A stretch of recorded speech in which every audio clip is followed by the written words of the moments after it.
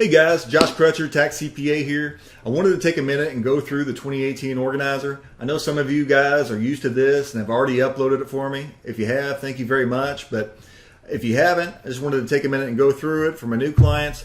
I just wanted to give you a brief overview of some of the things that I'm looking for and what's really important in here. And some of this can save you some time. So we'll go over it real quick, less than 3 minutes. Let's go. So starting here with page 1, this is just a welcome letter. Page 2's privacy letter. I don't share your information with anybody. Everything's kept on secure servers, portals. You're good to go here. The important thing here on page 3 is this is an engagement letter. This just structures our engagement working together. So essentially it's saying that I prepared this return based on all the information that you give me. So you know, if you don't tell me about that $20 million you won in the lottery, and we fail to report that $5 million in taxes, I'm not going to be held liable. So this is essentially our working agreement, and we both will sign this.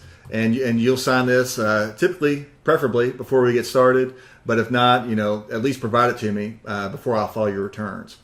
Moving forward, we're getting in just a general tax checklist. You know, basic items to say that if you check that you've got mortgage interest or real estate taxes, I'm going to be looking for these statements. So when we get to the end of the return and I see this in your organizer, but I haven't seen any of these statements, I'm going to be wondering where they're at. And so these are essentially just trigger questions. So answer these yes or no. If you don't know, just let me know and we can address that when we prepare your return. Healthcare information, income, purchases, more yes and no questions. One thing I will note is just this foreign account. Don't neglect these questions. I know that sounds silly, but if you have a foreign account and we don't report it, the IRS is not going to take light to that, and you may be subject to a $10,000 fine. That's why I asked this. Just check no, and we'll move forward. In case you're interested, this is one of the things they nabbed Paul Manafort for. Just not failure to report his foreign accounts. So it is important. It is a big deal. It may not seem like it, but I'm just trying to protect you guys.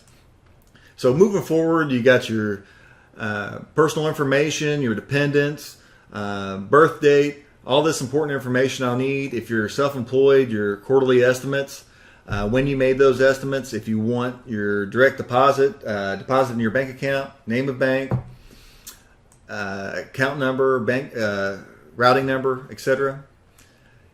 And for the rest of this, just to save time, if you have some of these statements, there's no need to fill out. Answer these questions, but there's no need to fill out this information. If you have your healthcare 1095 statement from the IRS, just give that to me. And that'll be sufficient. And the same thing for your W-2 income, your 1099 miscellaneous, your 1099 dividends, your 1099 interest. You know, if you have those statements, just supply those statements. No need to regurgitate this information here. It'll save you some time, and that way I get the actual statements. And if you've got a business, just supply the P&L. No need to complete this, and I'll follow up with some more questions for you. Same thing for a rental, and that's about it. And if you got partnerships, estates, and trusts, you know, just supply those K1s, and I'll use those to prepare a return. Any questions? You know, use me as a resource. But this should help you guys prepare this a little bit quickly and at a high level, know exactly what I'm looking for, and help things move along a lot quicker. Look forward to working with you guys, and we'll talk soon. Bye.